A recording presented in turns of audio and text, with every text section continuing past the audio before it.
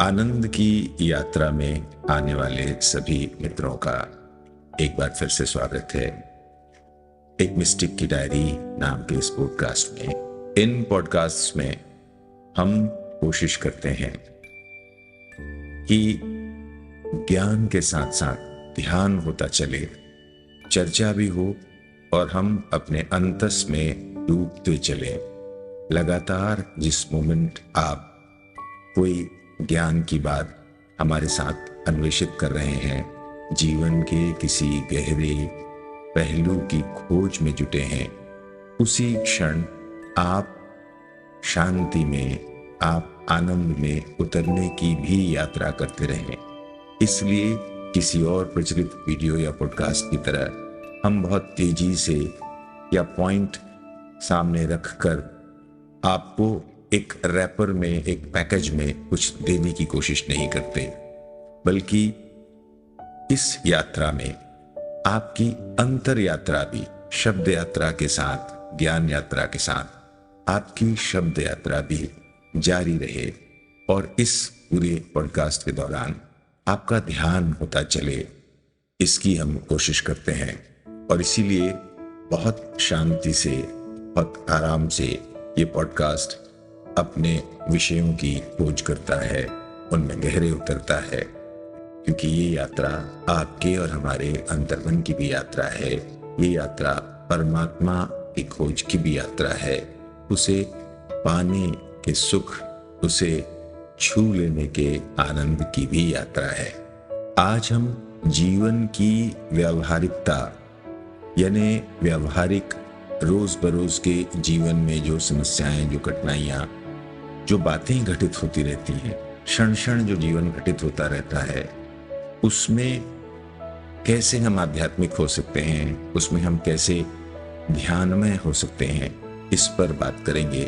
क्योंकि जीवन जिस तरह सांसों में घटित होता रहता है, उसमें आमतौर पर हम पाते हैं कि ये मंडेन, ये रिपीटेटिव और ये घिसा पिटा समय गुजर रहा है और हम कुछ उसमें नया नहीं पा रहे हैं, कुछ इंटरेस्टिंग नहीं हो पा रहा है।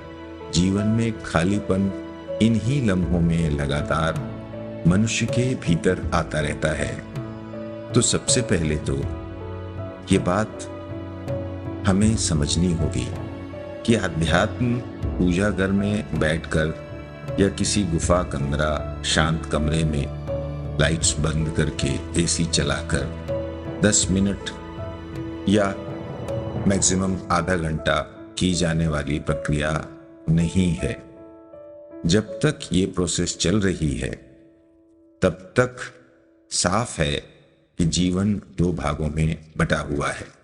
एक प्रार्थना का समय यानी परमात्मा और शांति के लिए निर्धारित समय, और दूसरा समय केओस का समय, गड़बड़ियों का समय, हड़बड़ियों का समय, जीवन में जो अनप्लान्ड और अजीबोगरीब ढंग से लगातार घटनाएं घट रही हैं, उसका समय यानी नॉर्मल जीवन का समय अलग, और शांति की कोशिश में, परमात्मा के रिदम में आनंद को पाने की कोशिश का समय अलग। बल्कि सच तो ये है कि लोग परमात्मा के समय को, मंदिर या प्रार्थनाओं में, ध्यान में गुजारे गए समय को शांति या आनंद को पाने का समय भी नहीं मानते। वो तो अपने पापों को कम करने की कोशिश कर रहे होते हैं।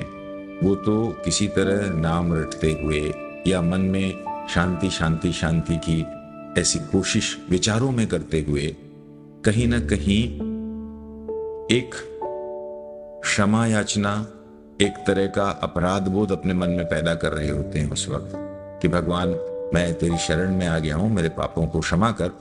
लेकिन सबकॉन्शियसली वो ये बात नहीं जानते कि ये कन्फेशन जो है, इसके जरिए अब वो क्या करेंगे। जैसे ही ये प्रोसेस खत्म होगा मंदिर का, प्रार्थना का, ध्यान का, वैसे ही वो फिर उन पापों को करने में लग जाएंगे जिनके लिए वो अभी कन्फेशन कर रहे हैं। तो बहुत सिंपल बात ये है कि जीवन में जब तक हम रेगुलरली हर सांस ध्यान की कोशिश नहीं करेंगे और उस विधि को नहीं समझेंगे कि बिना प्रयास ध्यान कैसे कर सकते हैं, हर सांस में, हर पल में परमात्मा के आह्वान की कोशिश, आनंद को उतारने की कोशिश। तो जब तक ये हो नहीं पाएगा जीवन में, तब तक जीवन समृद्ध नहीं होगा और दो टुकड़ों में बटा रहेगा और हमेशा ये अपराध बोध और एक अनियमितता और गड़बड़ी जीवन में चलती रहेगी। तो अब जीवन में ध्यान के अवतरण के लिए किया क्या जाए, कहां से शुरुआत की जाए?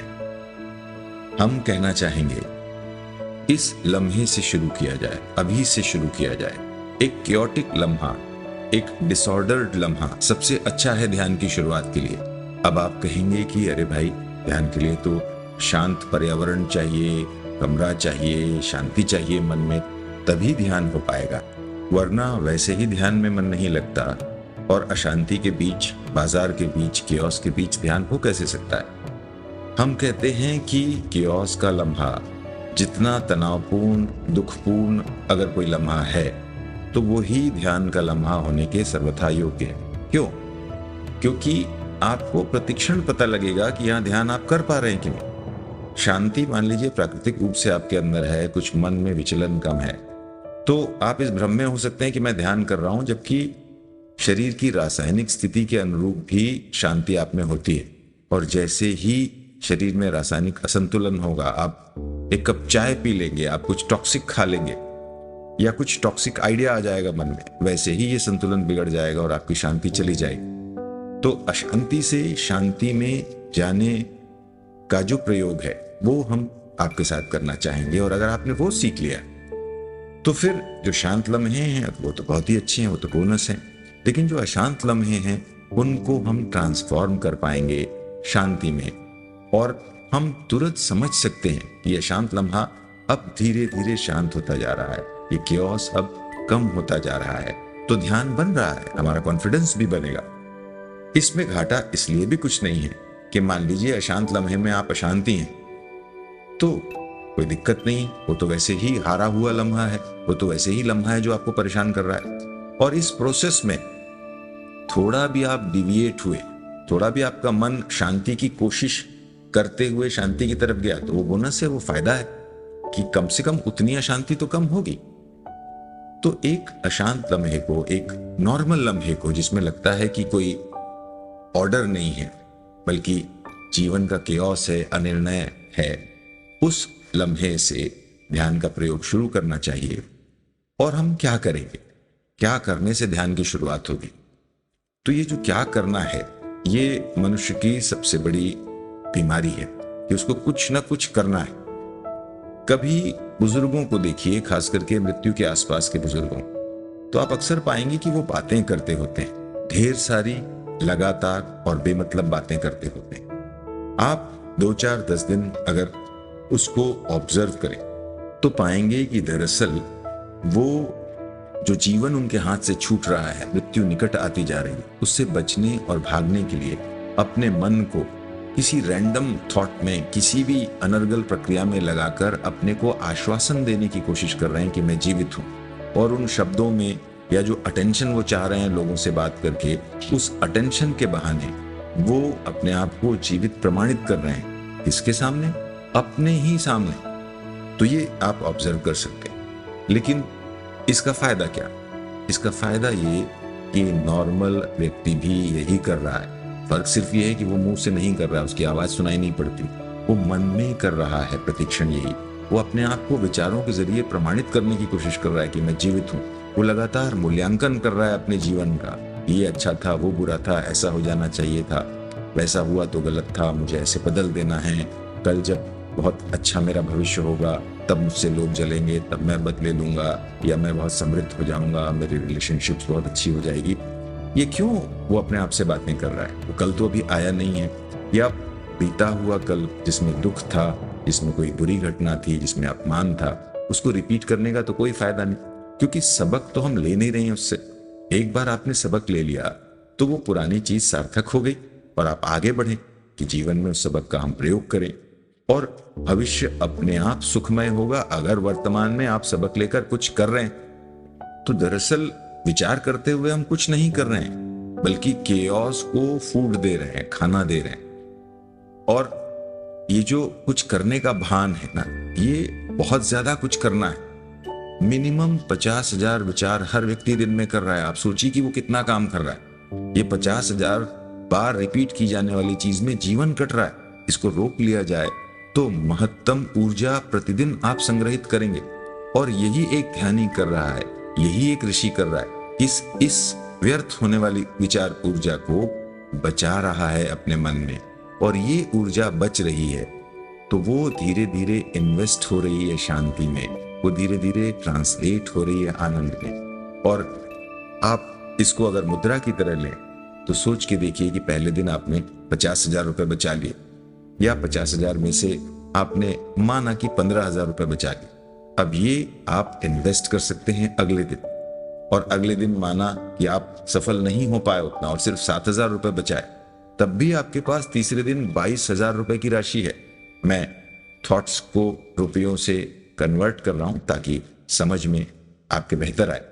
तो ऐसा चौथे दिन अगर आपने 5,000 भी बचाया तो वो 27,000 हो गया। पांचवें दिन आपको लगेगा कि नहीं, कुछ गंभीर बात करनी चाहिए। क्यों? क्योंकि एक मोमेंटम बन गया। अब आप जीरो से शुरुआत नहीं कर रहे हैं, जैसे कि हर बार खस्ता हाल भिखारी की तरह आदमी दिन शुरू करता है। और भिखारी की तरह कहना भी शायद उतना प्रासंगिक नहीं है, बल्कि वो तो ब्रोक की तरह शुरू करता है, एक औसत आदमी। विशेष परिस्थितियों की हम बात नहीं कर रहे हैं। मेरा दिन आज कैसे अच्छा जाएगा, कल तो बहुत बुरा हुआ था, मुझसे ये नहीं हो पाता, मैं चाह रहा हूं लेकिन उतने पैसे नहीं पैदा हो पा रहे हैं, मैं चाह रहा हूं रिश्तों में स्थिरता नहीं आ रही है, ये कंप्लेंट और वो कंप्लेंट। ऐसी शुरुआत को हम ब्रोक स्थिति, है ना, या दिवालिया दिन की शुरुआत ना कहें तो और क्या कहें। तो उसकी जगह मान लीजिए 27,000 थॉट्स की ऊर्जा, या 27,000 थॉट्स न होने से जो शून्य की ऊर्जा आपके अंदर पैदा हुई, वो ऊर्जा जो बची, आपने गलत जगह अपनी ऊर्जा को इन्वेस्ट नहीं किया, ऊर्जा बचेगी। तो अब जैसा कि होता है कि आपने शेयर मार्केट में या कहीं किसी कंपनी में, किसी धंधे में 2,000, 5,000, 10,000 रुपए जो भी इन्वेस्ट किए, तो वो पैसा भी पैसा कमाने लगता है अगर आपने बुद्धिमानी से इन्वेस्ट किया तो। और फिर वो 10,000 का 12,000 होता है 2 महीने, 3 महीने, 4 महीने में। फिर वो 12,000 में से कुछ पैसे बनने लगते हैं, 15 होता है, और इस तरह आपका मूलधन भी बढ़ता जाता है और मूलधन पर आपको ब्याज मिलना भी ज्यादा से ज्यादा शुरू हो जाता है। इसी तरह अगर आप अपने थॉट्स की ऊर्जा बचाने की कोशिश करेंगे तो धीरे धीरे ये 20 का 50 और 50 का 1 लाख, और इस तरह धीरे धीरे ये मोमेंटम बनेगा। तो ऋषि या ध्यानी और कुछ नहीं है, साधक और कुछ नहीं है, उसने एक मोमेंटम बना लिया, और मोमेंटम उसकी रक्षा करता है। जो वल्नरेबल हैं, जो दिन में ही टूटी शुरुआत कर रहे हैं कि हे राम आज का क्या होगा, आज फिर मुझे लड़ना पड़ेगा। इनफैक्ट अमिताभ बच्चन साहब का एक इंटरव्यू हम सुन रहे थे, उनसे कोई प्रश्न कर रहा था कि आप सुबह की शुरुआत कैसे करते हैं, तो वो कह रहे थे कि मुंबई या जीवन जो है वो एक भयावह किस्म से सामने आता है और लगता है कि आज फिर लड़ाई लड़नी पड़ेगी। ये सुपरस्टार की बात हो रही है जो जीवन में परमतम सफल है, हम मान रहे हैं, इस उम्र में भी अच्छी खासी, लगभग 80 साल की उम्र में भी वो बहुत ज्यादा प्रसिद्ध हैं, उन्होंने पैसे कमाए हैं, उनके जैसा नाम शायद भारत में इक्का दुक्का लोगों के पास और होगा। लेकिन ये व्यक्ति भी कह रहा है कि जीवन से लड़ाई लड़नी और उससे लड़ते हुए सवेरे उठने का भाव जो है वो थोड़ा भयावह है, वो थोड़ा डरावना है, लेकिन संघर्ष करने की इच्छा के साथ मैं उठता हूं। तो ये इच्छा तो अच्छी है, इस इच्छा को उनसे सीख लीजिए। और वो बहुत ज्यादा श्रम करते हैं, बहुत डिसिप्लिन हैं, बहुत अच्छे एक्टर हैं, अपना काम बहुत बखूबी करते हैं, ये सारी बातें उनसे सीखिए। लेकिन ये जो भयावहता है दिन की, वो इसलिए भी है ना, दिन की शुरुआत में जो भयावह थॉट आता है, टूटन आती है, वो इसलिए भी है कि हमने इन्वेस्ट नहीं किया है अपने आप को। सुपरस्टार भी उतना ही कियोटिक है, सबसे ज्यादा पैसे वाला भी थॉट्स के मामले में दिवालिया है, शांति के मामले में शून्य है या माइनस में है। इनफैक्ट ज्यादा बड़ी सफलता, ज्यादा पैसे और ज्यादा बड़े पद पर तो तनाव ज्यादा है। लता मंगेशकर जी का एक इंटरव्यू अभी अभी कल परसों ही हम सुन रहे थे, और उनसे पूछा गया कि आप पुनर्जन्म में क्या बनना चाहेंगी, तो उन्होंने ये तो कहा कि मैं महाराष्ट्र में पैदा होना चाहती हूँ, मैं एक गांव में कहीं पैदा हो जाऊं और एक सहज जीवन चाहिए। तो उन्होंने कहा कि इंटरव्यूअर ने कहा कि आप लता मंगेशकर की तरह नहीं पैदा होना चाहेंगे, तो उन्होंने कहा बिल्कुल नहीं, क्योंकि उसमें बहुत सारे तनाव हैं, बहुत कुछ सुनना पड़ता है, बहुत कुछ झेलना पड़ता है, सहना पड़ता है, तो मैं एक सहज जिंदगी जीना चाहूंगी, किसी किसान के घर में पैदा होना चाहूंगी और लड़के की तरह पैदा होना चाहूंगी। तो लता मंगेशकर के जीवन में भी तनाव हैं, और वो तनाव किसी आम आदमी से थोड़े ज्यादा ही होंगे, कम नहीं। अब आम आदमी तो ये सपना देखता है कि वो सुपरस्टार की जिंदगी जिए, कोई औसत सा गायक हो या कोई भी व्यक्ति हो, वो प्रसिद्धि तो लता मंगेशकर की तरह चाहता है, अमिताभ बच्चन की तरह चाहता है। लेकिन वो जो तनाव है उस यात्रा में, उसकी वो चिंता भी नहीं करता, उसको पता भी नहीं होता, जो अगेन उस प्रसिद्धि के अनुरूप ही बहुत सारे होते हैं। साधारण आदमी के पास उतने तनाव नहीं है। तो इसकी शुरुआत हम यहाँ से कर सकते हैं कि जो नकारात्मक विचार दिमाग में आते हैं, एक पहला नकारात्मक विचार, अशांति कैसे होती है। एक अशांत विचार दिमाग में आता है, वो आपके वाइब्रेशन को नीचे ले जाना शुरू करता है, और आप एकदम से बहुत नीचे नहीं जाते, एकदम से डिप्रेशन में, एंजाइटी में नहीं जाते। आप धीरे धीरे सिंक इन करते हैं, आप उस नकारात्मक विचार के साथ हो जाते हैं, आप उसको भोजन देते हैं अपनी ऊर्जा का, अपने अटेंशन का, और फिर आपकी ऊर्जा और आपके अटेंशन का हाथ पकड़कर वो विचार आपको डुबाना शुरू करता है दुख में, दर्द में, पीड़ा में, और पेन बॉडी आपकी एक्टिवेटेड हो जाती है। By the way, pen body पर हमने एक पूरा का पूरा एपिसोड किया है, अगर आपने नहीं देखा तो जरूर देखिए। एक बहुत इंफॉर्मेटिव और आपको जो लाभ देगा दैनिक जीवन में ऐसा एपिसोड है, हम नीचे लिंक लगा भी देंगे डिस्क्रिप्शन में। तो पेन बॉडी एक्टिवेटेड हो जाती है, हमारा मन दुख के सागर में हिचकोले लेने लगता है, और हम फिर उसके बाद एक और नेगेटिव थॉट पकड़ते हैं जो उससे ज्यादा गहरे हमको लेके जाता है, और जो उससे ज्यादा डरावना और नकारात्मक है। और ये बराबर होना ही है, क्योंकि नकारात्मकता नकारात्मकता को आकर्षित करती है, सकारात्मकता सकारात्मकता को आकर्षित करती है। इस सागर में मान लीजिए कुछ प्रतिशत कोई व्यक्ति डूब रहा है, तो तरीका यही है कि या तो वो ये विचार बंद कर दे, सहयोगी बंद कर दे। ध्यान ये विधि आपको सिखाता है कि अगर आप डूब भी रहे हैं तो देखिए कि आपके पैर में कौन सी जंजीर बंधी हुई है, कौन सा पत्थर बंधा है। ये पत्थर एक नकारात्मक विचार का होगा, एक नकारात्मक इमोशन और घटना का होगा। अगर आप इस पत्थर से अपनी चेन तोड़ लेते हैं जो आपके हाथ में है, क्योंकि पत्थर आप पकड़े हुए हैं, यहाँ पर पत्थर ने आपको नहीं पकड़ा हुआ है, वो चेन इस तरह नहीं बंधी है कि टूट नहीं सकती, उस चेन को आपने थाम रखा है। तो जैसे इस चेन को आप छोड़ देते हैं, वो पत्थर तो होता है, वो पत्थर रसातल में चला जाता है, वो समुद्र की गहराई में चला जाता है, और आप ऊपर आना शुरू कर देते हैं। यही कला ऊपर तैरने की हमको सीखनी है, और यही कला ध्यान है कि नकारात्मक विचार हो, हमको उनसे रिश्ता नहीं बनाना है। लेकिन रुकिए, सकारात्मक विचारों से भी हमको रिश्ता नहीं बनाना है।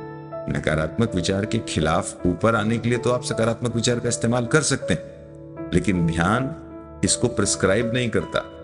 आप व्यवहारिकता में उसका एक डिवाइस की तरह इस्तेमाल कर सकते हैं। वो अच्छी बात है कि आप नीचे जा रहे हैं, और अगर आपको निर्विचार में जाना, असहयोग करना नहीं समझ में आ रहा है, एक जंजीर को तोड़ना एकदम से नहीं बन रहा है शुरुआत में, तो ये ठीक है कि हमने कोई एक हवा भरा गुब्बारा या लाइफ जैकेट जैसी हाथ में थाम ली, पॉजिटिव विचार की, और उस लाइफ जैकेट की मदद से हम ऊपर आ गए। लेकिन ध्यान रहे, आप जब तक सहारा ढूंढेंगे, पॉजिटिव विचार का भी सहारा ढूंढेंगे, तब तक आप डिपेंडेंट हैं उतने ही जैसे दुख का विचार एक चेन से आपको एक पत्थर से बांधा हुआ ऐसा आप फील करते हैं, वैसे ही पॉजिटिव विचार भी आपकी मजबूरी बन जाएगा।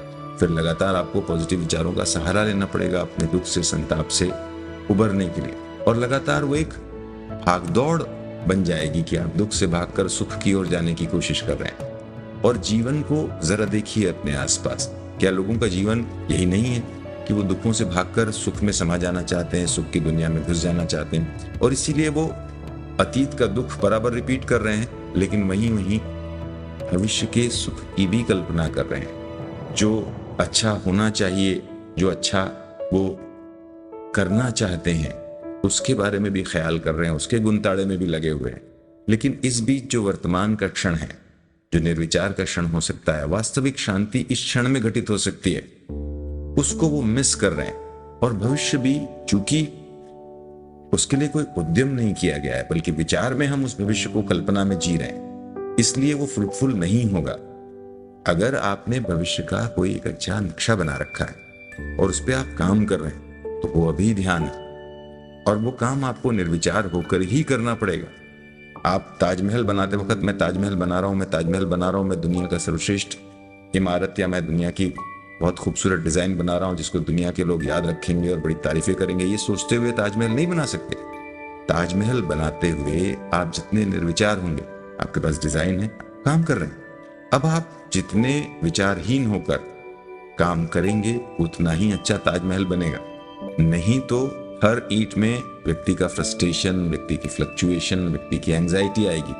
कब बनेगा, कैसे बनेगा, एक एक ईंट से इतनी बड़ी इमारत में तो बरसों लग जाएंगे और मेरा क्या होगा, क्या बादशाह हाथ काट देगा, तमाम विचार को विचार सब आएंगे। या मुझे बहुत सारा पुरस्कार मिलेगा और मैं बहुत बड़ा खुद का एक महल बनाऊंगा इस ताजमहल के पारिश्रमिक के रूप में। तो ये सारी चीजें ताजमहल के बनने में बाधा बन जाएंगी। इसलिए हमको अभी का जो पल है, और अच्छी बात यह है कि साधारण आदमी की जिंदगी में अगर चरम आनंद नहीं होता, परम सुख नहीं होता, परमात्मा प्रकट नहीं होते हर क्षण, तो परम दुख भी नहीं होता, परम अशांति भी नहीं होती और शैतान भी उसे लेकर अपनी गोद में नहीं डोलता होता। ठीक है, थोड़ा केओस होता है, थोड़ा दुख दर्द होता है, थोड़ा उतार चढ़ाव होता है, तो एक ऐसा लम्हा जो आपके सामने है, वो चाहे जो हो, सुख का हो, दुख का हो, दर्द का हो, आनंद का हो, उसे पकड़ लीजिए और उसके साथ फ्लोट करने की कोशिश कीजिए, बिना किसी निर्णय के, बिना उसमें सिंक इन किए हुए, अपने अटेंशन और अपनी ऊर्जा का भोजन विचार को न देते हुए उस लम्हे के साथ सिर्फ रहिए। और अगर आपको लगता है कि इस लम्हे में आपको कोई काम करना है, मान लीजिए उस समय आप बाजार जा रहे हैं, मान लीजिए कि उस समय आप ऑफिस में हैं और वो लम्हा आपके सामने है जहां आपने तय किया कि इस लम्हे में मैं ध्यान में प्रवेश करूंगा, तो बहुत सुंदर सब्जी का थैला हाथ में है, अब बस थैला लेकर चलते चलिए। बाजार अगर जा रहे हैं, बाजार पहुंच गए हैं, तो सब्जी खरीदना शुरू कीजिए। बहुत विचार मत जमाइए कि कल का क्या रेट था और परसों का क्या होगा और इतना मैंने कल गंवाया और उतना मैं कल पा लूंगा। सिर्फ निर्विचार भाव से, विचारों से असहयोग करते हुए सब्जी खरीदिए। और ये बड़ा सहज काम है, ये आपको जन्म से आता है। इनफैक्ट इस विधि से जब आप करेंगे तो पता चलेगा कि मन तो यही करने के लिए तरस रहा था। मन को हमने कृत्रिम बनाया, मन को हमने आर्टिफिशियल फीड दिया लगातार सोचने का। एक सब्जी लेते हुए भी हम ढेर सारे विचार करते हैं, ऐसे ही 50,000 विचार दिन में नहीं हो जाते। हम व्यर्थ की चीजों में खूब विचार करते हैं। लेकिन वहीं किसी भी व्यक्ति से पूछिए कि अमुक राष्ट्रीय घटना या अमुक किताब के बारे में या अमुक चीज के बारे में आपकी क्या राय है, तो वो सुन्न हो जाता है। इसीलिए मंच पर लोग परेशान हो जाते हैं। इसीलिए किसी से कहिए कि 3 पेज लिखिए एक विषय पर, तो उसको भारी पड़ता है, क्योंकि व्यवस्था के साथ विचार करना जिम्मेदारी का काम, पर आदमी उससे बचना चाहता है, क्योंकि आपको ध्यान में होना पड़ेगा, आपको जिम्मेदार होना पड़ेगा, आपको फोकस होना पड़ेगा। केओटिक विचार के साथ हम लगातार हैं और वो हमसे छोड़ते नहीं बनता। भाई अगर आप 50,000 विचार ही कर रहे हैं तो बहुत अच्छी बात है। अगर आपके पास जिन्न है और वो 50,000 बार कुछ ना कुछ करता रहता है दिन में, बहुत अच्छा है, इस जिन्न को काम पे लगा लीजिए। वो 50,000 बार उपयोगी हो जाएगा आपके लिए, वो आपको कुछ फल ला के देगा। तो ये 50,000 शब्दों को अगर हम ठीक से जमा लें, 50,000 विचारों को हम जमा लें, तो एक बहुत अच्छा उपन्यास बन सकता है एक दिन में, या कहानी तो बन ही सकती है, एक बहुत अच्छी फिल्म बन सकती है, एक बहुत अच्छा ड्राफ्ट बन सकता है अगर आप क्लर्क हैं, या एक बहुत अच्छा आर्किटेक्चर का नक्शा बन सकता है अगर आप आर्किटेक्ट हैं। जो भी आप काम करते हैं उसमें विचार ही तो काम आते हैं ना, तो उसको लगा लीजिए। लेकिन इस काम में तो बड़ा स्ट्रेन पड़ता है, ऑफिस के काम में या पढ़ाई के काम में या फोकस करके किसी भी दिशा में करने से हम बचते हैं। तो फिर रैंडम थॉट्स हमको चर रहे हैं, हमको खा रहे हैं, हमारी ऊर्जा को व्यर्थ कर रहे हैं। इस बात को हमें समझ ही लेना चाहिए। और इस प्रक्रिया में ये सारी बातें हमको व्यवहार में समझ में आएंगी।